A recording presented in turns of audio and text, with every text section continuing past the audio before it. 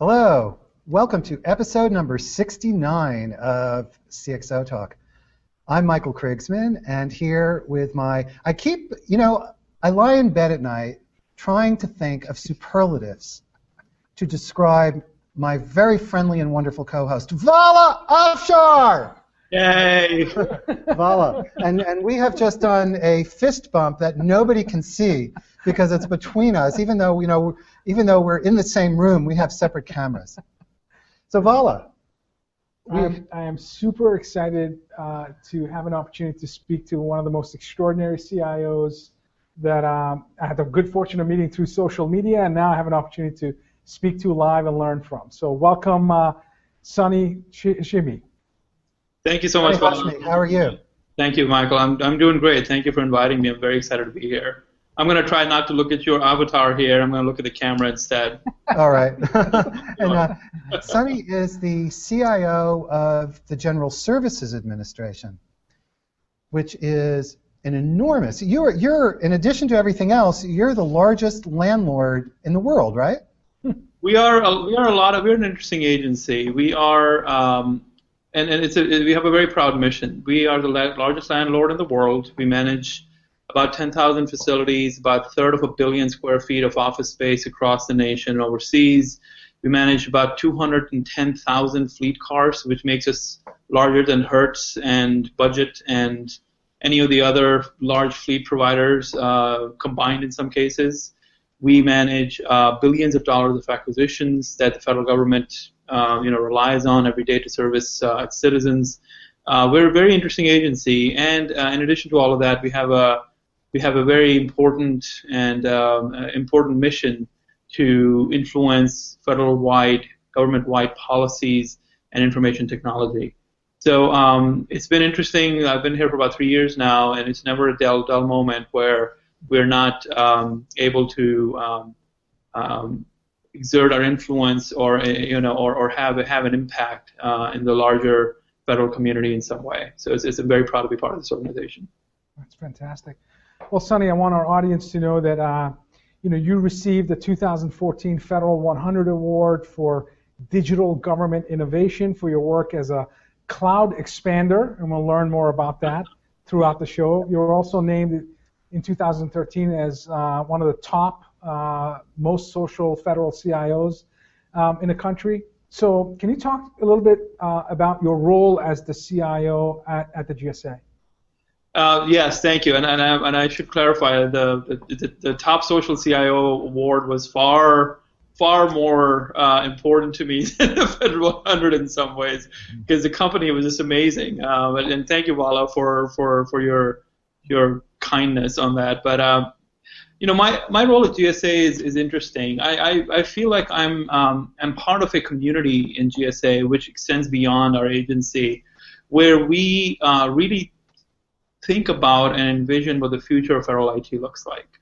GSA, like I said, has many different roles to play in the federal government, whether it's policy, whether it's through our Office of Citizen Services and Innovative Technology, really championing use of modern technology, cloud, social, mobile, and to improve the government-wide information technology posture, or whether it's implementing and managing our own information technology infrastructure.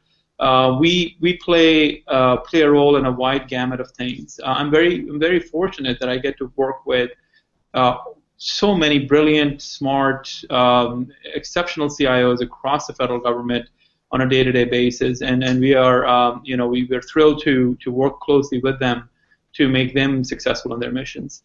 At GSA, we have like any medium to large size federal organization, we have about 17,000 end users. We are located in about over 200 different locations across the federal government, across the country and overseas.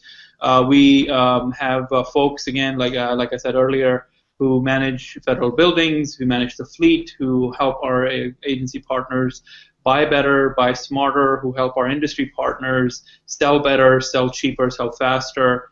And in that mission, we have a full gamut of IT. IT serves as a critical business partner to further that mission. So my organization manages about $500 million a year of IT investments, which run the gamut of the basic infrastructure, enablement, making sure the users have access to the data, the tools, the technologies they need to be able to work effectively anywhere they are with any tools, any device, anywhere, anytime. But at the same time, we manage lots of business systems, lots of applications that are all constantly being looked at and improved to provide a better experience not only to our end users but also our customers. So like any agencies, we have our set of challenges. But beyond that, we work a lot, very closely with many of my partners across the federal government to make sure that whatever we do is done in a way that they can leverage, they can learn from, they can use, or they can get some value out of. So everything that we do also has a lens towards how can this be done in a way that the next agency can get some value out of it. They don't have to reinvent this wheel. So it's been an interesting challenge from that perspective as well, because I think if you look at the last 5 years, 6 years, the federal IT community has come a long way. Adoption of cloud, mobile, really adoption of private sector modern technologies and processes like agile development, DevOps are now commonplace or becoming commonplace in the federal government. It's an opportunity for us, and it has been an opportunity for us to do it once and well, rather than every agency having to tread that path individually. And this is where GSA comes in. So we're very proud of the work we've done. Our work is never ending, but happy to share some of those stories with you today. So, we met about 3 years ago, and I know that you're a very strong supporter of cloud, and you mentioned modern technologies like cloud and DevOps and so forth. So you were, up until relatively recently, the deputy CIO at the GSA, and your predecessor, Casey Coleman, of course, was a guest on CXOTalk in the past. So now, as CIO, can you articulate your agenda? What are you trying to drive, and how are you going to shape IT and shape the relevant parts of the GSA under your guidance? Yeah, that's a great question, and I think it's not just my agenda, but I think we have a fantastic team that's in place at GSA, and we work together incredibly hard to go to the next level. For the last few years, our kind of overarching battle cry, our theme, our sort of theme song was Casey's vision, which was an extremely compelling, solid, far-reaching vision, and we kind of summed it up in 3 words: any device, anywhere, anytime, or we call it the A3 strategy.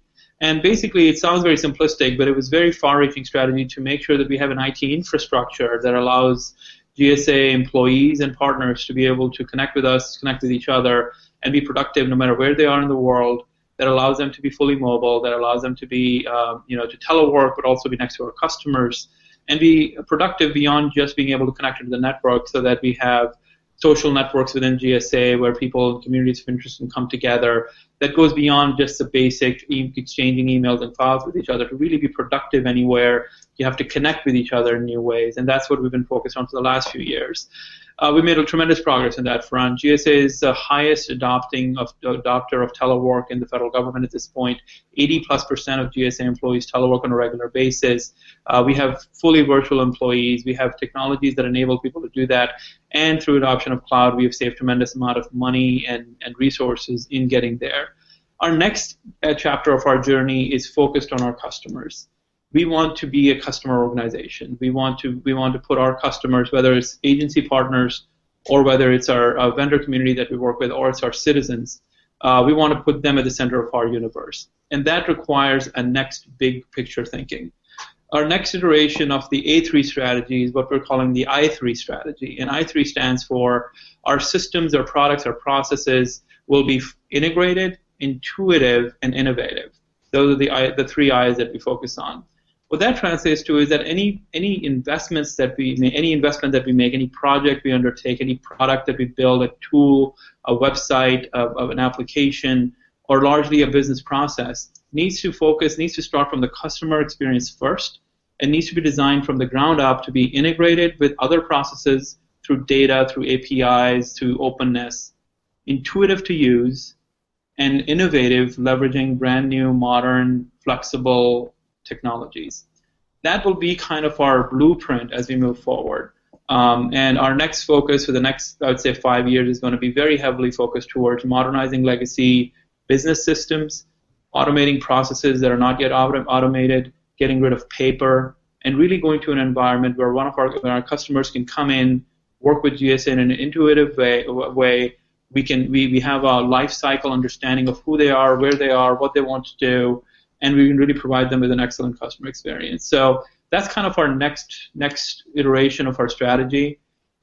We have a lot of work to do to get there, but I think now that we've largely, not solved, but have gotten over the challenge of the traditional infrastructure, where we're a modern agency. I'm sitting in the beautiful 1800 F Street headquarters location, where we're fully shared space, fully open space. And a lot of the technologies and investments we made over the last 5 years have enabled us to get here. I think our next generation, the next chapter in our story is to really focus on the customer experience in. Sure. You were, Sonny, recently also recognized for Public Services to America Medal for your drive to the cloud, where the initiative was to develop, again, an environment that enhances employee productivity. Can you talk a little bit about your cloud adoption initiatives? And in addition to that, I read about social network with 10,000 internal and external users with 1,000 active communities, and how the combination of the cloud and your vibrant social network collaboration framework will save millions of dollars for the GSA and bring tremendous level of efficiency to the business. If you could talk a little bit about that, that would be great. Yeah, I'm happy to. So first of all, it was a great honor to be nominated for the Service to America medals. It was humbling because when I see other federal employees who were nominated in the same category as I mean, they're literally curing cancer and sending satellites to space, and here I am with some IT work. So it was extremely humbling, and I don't mean that in any diminishing way at all. It's a great honor. So when I look at cloud, I think cloud is kind of a dirty word now, right? Cloud is looked at as a standalone thing that we have to go and solve for over there, and it's not that. I think cloud is a piece of a much bigger puzzle, right? So when you go up a level around cloud, you see that the landscape, the industry, the way smart companies are building infrastructure solutions, applications, and mechanisms to deliver value, to understand their customer, and to create an environment where people can work together. It's a combination of cloud, it's a combination of mobile technology, social technology, and data, big data, and analytics that come together into an environment where people can connect with each other, they can have access to the information they need when they need it, and they can have access to data when they need it, the data that they need when they need it, and they can actually execute the business in an automated way, right? So when you look at modern organizations, my vision is that, again, going back to the I3 strategy, a GSA employee should be able to have access to the people that they need to connect with, the processes that they need to execute, the data they need and the documents, and the tools that they need to execute their business from their mobile device, from their cell phone. If you can get there, then you can do a lot, right? Because you can solve for X once you have that basic framework figured out. And I think the technology world is there now, right? So we have great platforms, great tools, great technologies, great industry partners who are doing this every day in the private sector. Yet, for some reason, we haven't been able to solve or bring that innovation into the government. So that's what we've been focused on. So what we did was we asked ourselves, what is a business application? And ultimately, a business application is nothing but the ability of an employee to take the correct action at the correct time, using the correct data, and in collaboration with the correct people, right? That's ultimately a business application. If you can bring together the people you need to talk to, the community of interest, if you will, the data and documents you need when you need it, and the business processes that you need to execute around the same topic at the right time and the right device, you can do great things.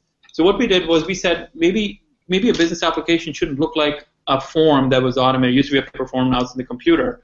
It should actually start with social first, right? Because ultimately, if people can talk to each other, that's where the magic happens. and most of the time the actual magic is happening in the hallway, outside of the office, when people are saying, hey, why did you want to approve that thing? I saw your request. Can I approve it? What is the context of it? And they have a conversation, and they go back to their offices and desks and say, okay, now that I've had this conversation, I can click the right button. Let's bring that all together, because especially if the people are not going to be in the same building at the same time, mobility, telework, then it's going to be harder and harder to do that side. So let's start with social first. Let's connect people. So what we did was we implemented our social networks, a private social network within GSA. We have about 17,000 people who are participating in it. We have about 10 to 12,000 who log in every day. It's extremely vibrant. We have over 1,000 communities of interest around all sorts of interesting topics, and amazing things have already happened. So that's just a social play, right? But then we said, okay, this is great. Now we have a vibrant community of people who are talking to each other, who may not know each other, but they're talking about common interest, topics of common interest. Let's overlay documents. Let's overlay data. So then not only are they talking with each other, they're talking in the context of documents around data and around sharing knowledge. And then let's overlay business processes.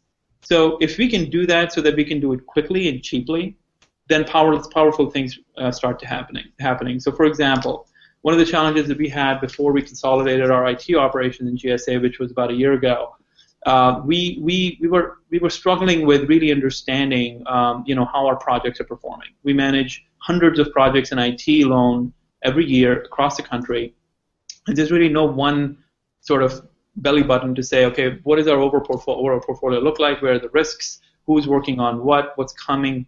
So when the administrator would ask me, or at that point my boss, okay, so where are the risks? Which products are about to hit when?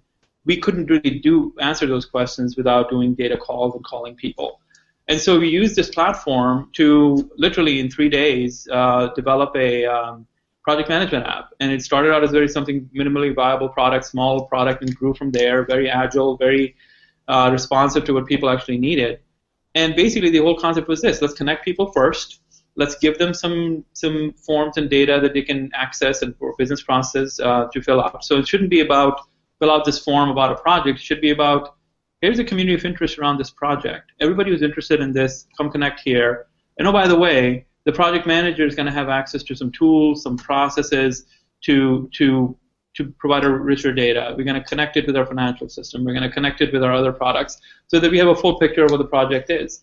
And about a year later, we are at a point now where I can go and click one button and know where across my entire project portfolio, which is over 300 or so projects, exactly what my schedule variance is, exactly what my cost variance is. But far more importantly, I can talk to somebody.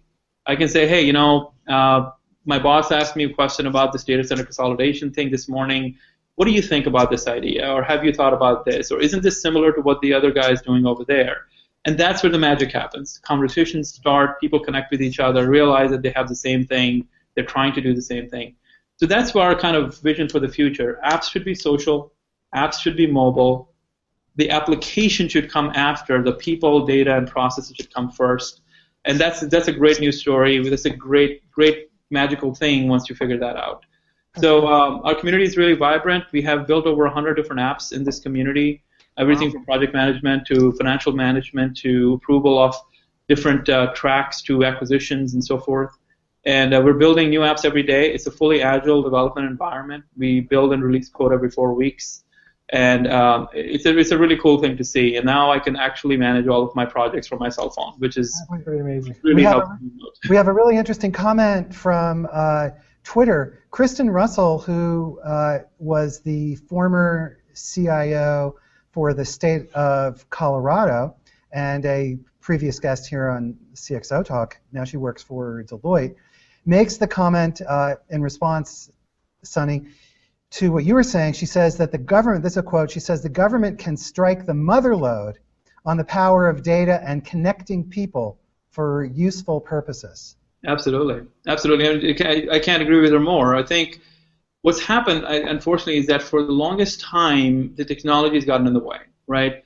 So we have gotten in our own way by building technology in different silos, systems that don't talk to other systems, data that resides in different databases, and people that can't talk to each other and connect, and the context is lost. And so what happens is these fan bases grow around these systems, and basically only certain people have access to the right data. And then it kind of reinforces this model of us versus them. You don't have access to my thing. You don't know what you're talking about.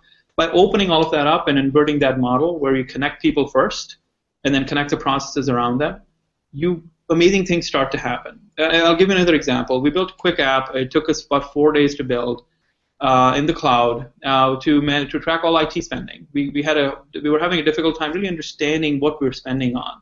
And we know what we spend, how much we spend, but we don't know how many different types of products were bought, how many licenses of a certain thing.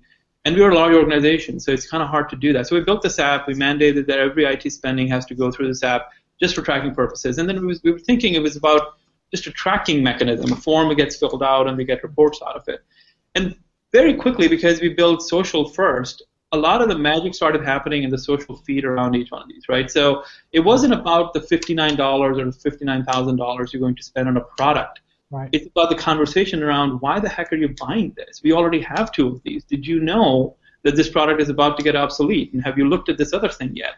And all of a sudden, literally within 30 days of releasing this app, people voluntarily, these different distributed teams voluntarily said, you know what, we don't need to buy this $5 million worth of things, $5 million worth of things. Wow. That they were going to buy anyway because they didn't know the next guy had it or they had the skill that they needed or they had a contract that they could access and so forth. $5 million just, this wasn't a top-down mandate, no, you shall not buy this. It was based on, wow, I didn't realize that you're going to go from this to that. I didn't realize that this new product was coming online. Gee, now that I know it, it's going to solve my problem. Maybe I don't need to spend this money. That's and amazing. that mechanism, this last year, GSA has cut $100 million of IT spend. $100 million of IT spend, which is 20% of our budget, just in this last year alone. Just through some thoughtful, allowing the tools to connect people. And that's just one example. So it really excites me when I think about how we can use that mechanism to connect communities of interest around citizens, around other agencies. There's so much more we can do. That's pretty amazing that by connecting people, you're connecting the dots and you have $100 million of cost avoidance because of the fact that people are collaborating. I wanted to ask you, that's amazing. That's fantastic. Congratulations to you. And anybody who questions the power of collaboration should watch this show and rewind and rewatch the last 1 minute of your commentary. That's incredibly powerful. We have a question from, I assume, a CIO thought leader that you know well, Dr. Elisa Johnson, Deputy CIO of the White House. And Dr. J asks regarding, how does the GSA prepare to embrace disruptive technology? That's a fantastic question. And Dr. J gave me a shout out in her CXOTalk, so I'm going to give her a shout out as one of the most visionary mobile social CIO in the federal government. So right back at you. All right. That's a great question, though. I think one of the things we realized early is about three or so years ago, we had a big aha moment. And that was that, look, where the world is going, if you look at how modern smart organizations are deploying product today, right? If you think about how Airbnb deploys product, or Zappos, or Uber, or Google, Facebook, they don't hold big classes where people get everybody into a big room and say, okay, now we're going to do training on Google version 42.9. They integrate small changes throughout their product's lifecycle so that the end user, and they make them intuitive. That's one of the I's, the 3 I's that we have, right? Make them intuitive so that the end user doesn't have to go through massive change every time. And we realized that when we first started going to the cloud and moved our email to the cloud, we moved the social network and so forth, we realized that we're going to be pushing changes out all the time. Whether we roll them out or our cloud service providers roll them out, the bottom line is that our end users have to be taught they can't be given the fish anymore. They have to be taught how to fish. They have to be taught how to learn constantly rather than giving them big classroom trainings every time there's a change, because it's just not going to happen. That old model of training was designed around the ERP days, right? The ERP changes once every 5 years. Every 5 years, you get everybody into a big conference room and say, okay, guys, this new version is going to change these 18,000 things. Let's get started. Now we can't afford that. Now we have to change constantly. So over the last 3 years, I think we've done a lot to prepare the GSA workforce to learn themselves, but then giving them self-service tools that help them along the way. So we don't do really any classroom training anymore in GSA. We do once in a while when we have a big product getting launched. But we release every week. We release 3 different things. That's my role. 3 things every week. And those 3 things could be, hey, did you know a new version of Citrix is about to hit? Did you know that Google Hangouts is coming? Did you know that this new system login mechanism is going to change? Here's a 1-minute video that can tell you how you log in. So we constantly introduce change in small bite-sized increments, and that works out pretty well. And then you make it very searchable. You make it online. Anybody who has a question around, I don't know how to set up my mobile device to do this thing now, or they go online, they search for it, and there's a video or a handy tip tool or whatever that usually gets them on their way. And then if that doesn't work, then again, we go back to our social network, right? So we have a community of interest, which we call Ask IT. Ask IT is basically a clearinghouse of anybody who has any IT questions, go and ask there. And you can ask any random question. Have you thought about, this product? Or I saw a demo of this thing, or I couldn't log in today, what the heck is going on? And what happens is we have IT people looking at that constantly. We have other users who are engaged, we call them, the Jedi group. They jump in, they kind of help each other out. They say, by the way, maybe you missed this new thing came together, here's a document that should help you. That's the new model. That's the new model. You go and you seek the help that you need when you need it, and there's a community around you to help you. And then we also have a walk-in center. So instead of the traditional, let me come by your desk side and help you local support model, we have a Genius Bar type mechanism. Not using that name, I know it's proprietary to Apple, but a walk-in center where people just walk in and ask a question, and there's people there to answer them, and they can walk them through a demo or help them out.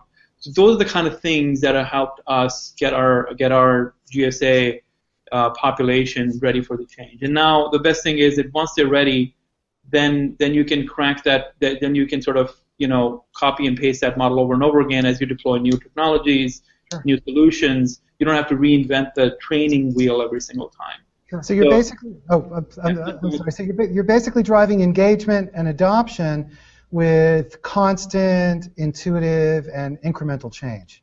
Exactly, and that's the right model. That's your strategy. That's exactly the right model. I also read that the 10,000 active users you have across your collaboration network is saving the GSA a couple of $1 million. So it seems like not only you're focusing on the 3 I's of innovation, intuitiveness, integration, but you also have this power of the community. Exactly right. Each other, and so the genius of the crowd. Yeah, I mean, exactly right. So I'll give you 2 quick examples of that. So on our project tab that I mentioned, it's open to all of GSA, right? There was a lot of controversy about it, right? Project managers didn't want their projects to be available to everybody. There's always something that goes wrong in a project. You don't want to be, kind of being called out on the carpet in front of the crowd. But it was extremely powerful. We made a conscious decision to open every project to everybody in GSA. Because look, ultimately the project is not successful if it's not serving somebody's need, right? So there's a community out there that is passionate about this project going right. Let's open it up to them. And then that community started providing input saying, look, before you do this, do you realize that we have that other thing going on in the same month that you're going to release this code? Do you realize that this requirement that was sent to you 2 months ago is no longer needed? Have you thought about integrating with that other thing before you do this? It made project managers so much richer. It says wisdom was a crowd solution. But then we took that model and we actually did what we call an ideation campaign. We call it the Great Ideas Hunt. And we've done 3 of these now. The first one was we pick a topic and we do a Great Ideas Hunt. And the first one was open for 30 days. Okay, 30 days we said, tell us your idea about how to save money. And you have 30 days to do it. And we had 600 people submit ideas, and we had 20,000 votes on those ideas, comments and votes. That exercise led to identification of 40 ideas, down selected to 40, that saved over $5 million, right? That was the first focus. We've perfected that model so much, perfected in the sense that I think as an organization we've grown so much since then and matured so much that recently our administrator did another ideas hunt where everybody was given 1 hour. We had a town hall where the administrator said, okay guys, we need your ideas around this topic. How to be more mobile, how to be better connected as we are becoming a mobile workforce. Go. And within 1 hour, we had over 400 ideas, and again, about 18,000 votes and comments on those ideas. an incredible story because people not only trust the system, they know that something's going to happen with those ideas. We're working actively right now to take those ideas to identify projects we can undertake next year, how we can update our infrastructure to be more mobile friendly and so forth. So that's an example of how the community comes together, saves money, helps us improve our products, and reinforces priorities for all of us. You know, we love to hear from our customers, our end users, and I love to hear their stories on what's working well and what's not working well, so we can be better respondents to them. We have a few questions from Twitter. So lots of questions. Yeah, so we're getting backed up. So let me toss a couple of these out, and I'll ask you to keep your answers right now relatively short, so we can get a bunch of these in. Zachary Jeans asks, are your internal social networks facilitated by paid community managers, or is it all user managed? It's all user managed. There's not a single paid community manager. We actually started out with the thought that we probably need community managers whose job it is to do community management. It turns out that actually is not, at least in our case, it was probably not the right approach. Passionate users managing communities that they really care about is a far more powerful mechanism than paid community managers who are ultimately there because they're there for a paycheck. Sure. So to us, it's been much more powerful to have self-governed, self-managed communities. Another question is from Lauren Bursell, who's one of my favorite, and I think Michael's favorite, staff writer for CIO magazine, CIO.com. And Lauren has multiple questions, but one of them is, which C-suite exec are you working closest with to execute digital initiatives? That's a great question. I think in the modern world, every C-suite exec owns digital initiatives, right? It's not just the job of a chief digital officer, although having focus around this topic is important. We're very actually happy that very recently, literally a few weeks ago, GSA just added a brand new position called the Chief Customer Officer. We have a brilliant first Chief Customer Officer who just started. She reports directly to the administrator. She's extremely smart, and I'm working very closely with her on our overall digital and customer strategy, which covers everything from social listening to CRM to knowledge-based call centers and the web strategy that goes in front of it. Fantastic person and really powerful position.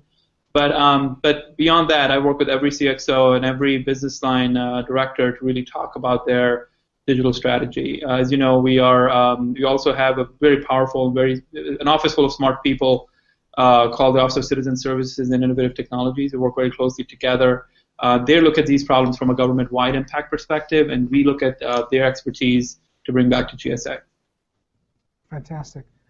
And Lauren has another question, if you don't mind. And the question is, how are you using data and analytics to improve IT delivery? That's a fantastic question. We're not doing as much there as I think can be done, right? At the same time, I don't think anybody is. And this is a common challenge of our generation, if you will. Whoever wins the data battle wins the game. It's that simple. We're doing a lot with data in GSA, and I think I'm never going to be satisfied with where we are. So, for example, what we're doing now is we are relying on data very heavily for management decision-making in GSA. So the traditional cross-CXO questions around budgets, personnel, priorities, performance are all data-driven at this point, right? So we meet with the administrator on a weekly basis. We go through data. We go through metrics. We discuss where we are, where we need to be. And that's all driven by tremendous work behind the scenes to elevate and expose the right data from the right legacy systems. On the customer side, on the public-facing side, on the mission side, we're doing a tremendous amount of work with data. Everything from geospatial to big data, and APIs and integration strategies are playing big roles.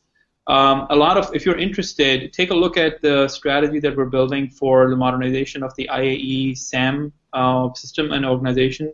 There's some tremendous work going on. That's going to be kind of our blueprint for how we build systems moving forward. There's a great link. I'll share the link on Twitter if you're interested. For a lot of thought leadership that's already gone in there, it's API first. It's exposing the right data at the right time. And then lastly, when it comes to data, we are doing a lot in the area of analytics. Analytics is not the same as data, right? We've had data for a long time, but if the only thing the data is going to generate is a report that sits in somebody's shelf, it's useless. Analytics is a brand new skill set that many organizations don't have, and we're building that skill set very quickly. So analytics is really all about massaging, using the data to get some really great insights out of it, and I cannot find people fast enough who are really good at that skill. So if you're somebody who's good at that skill, who really want to make a difference, and you want to come work with us, let's have a dialogue.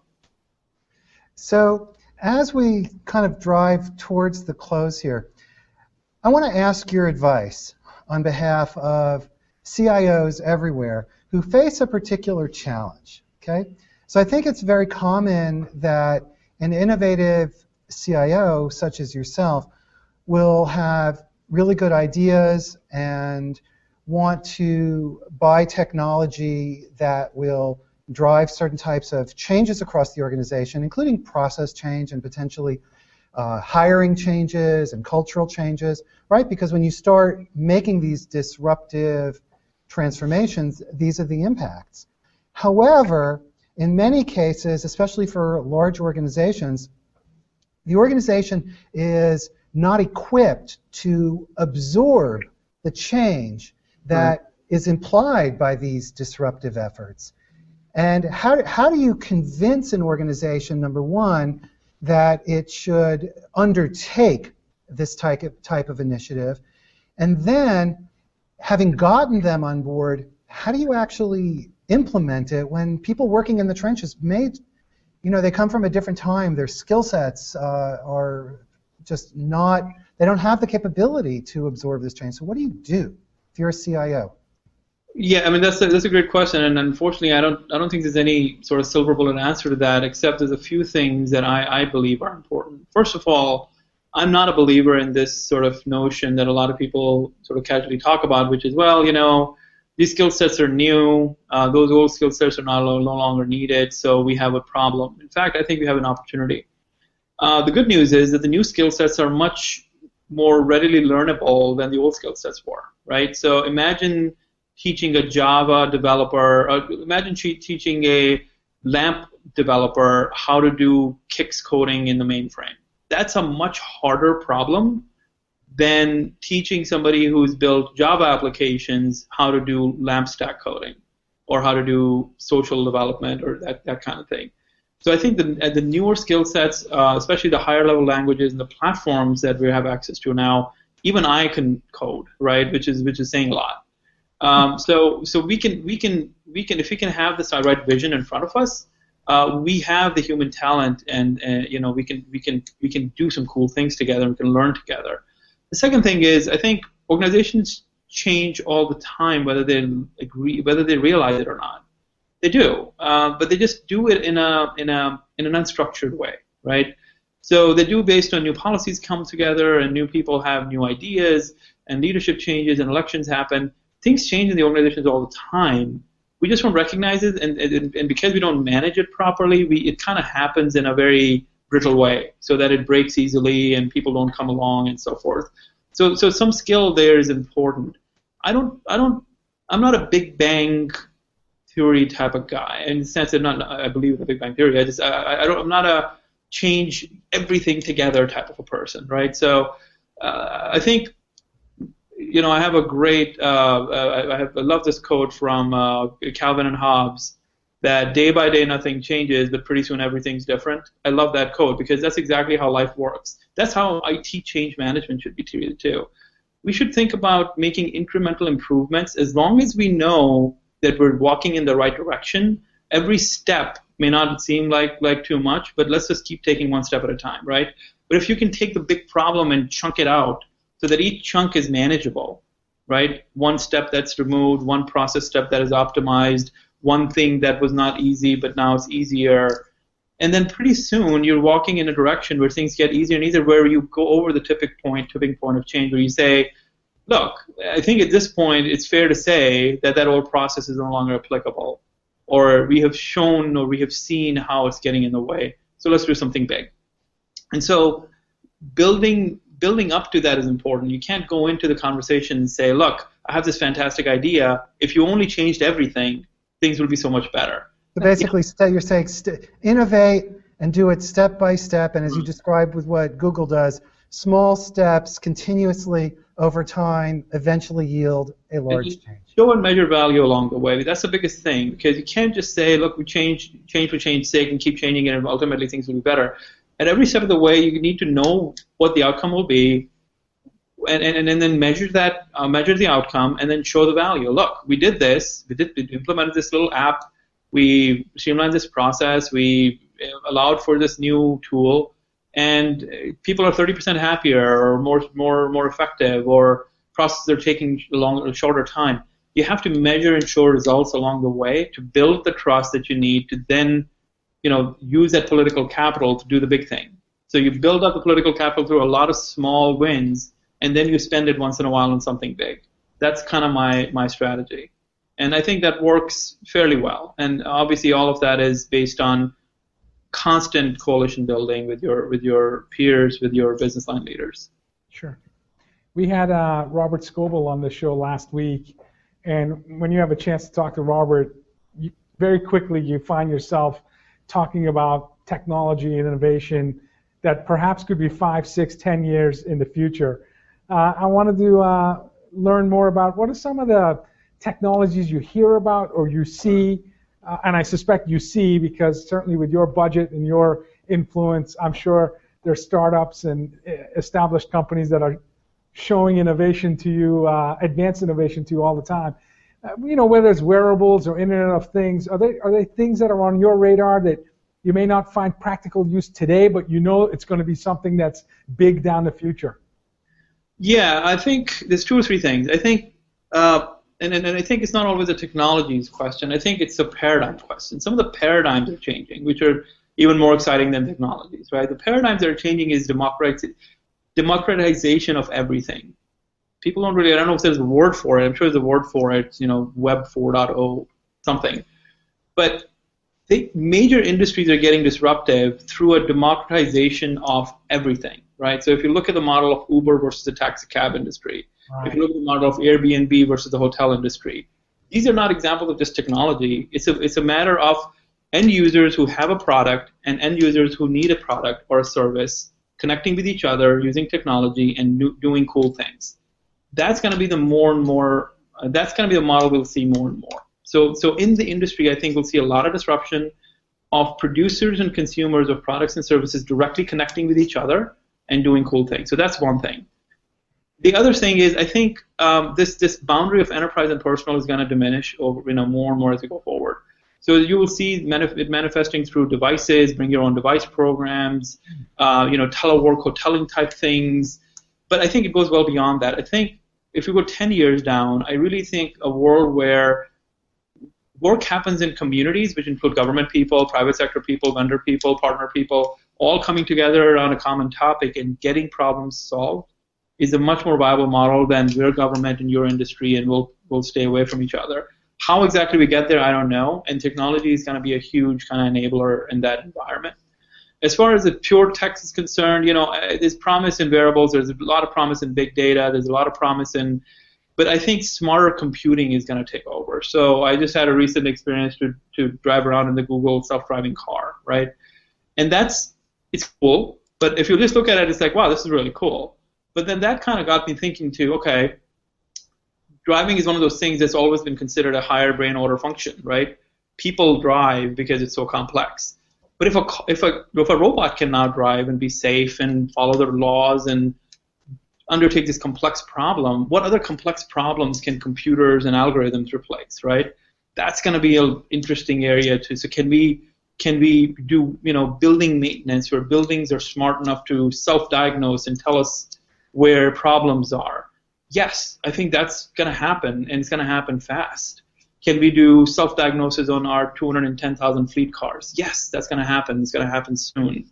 Can we? That's the kind of thing where instead of a contracting officer making complex determinations about market research and alternative mechanisms of hiring, of procurement and different clauses and compliance, can the computer algorithm do all of that work? and the contracting officer is doing higher, more important strategic things.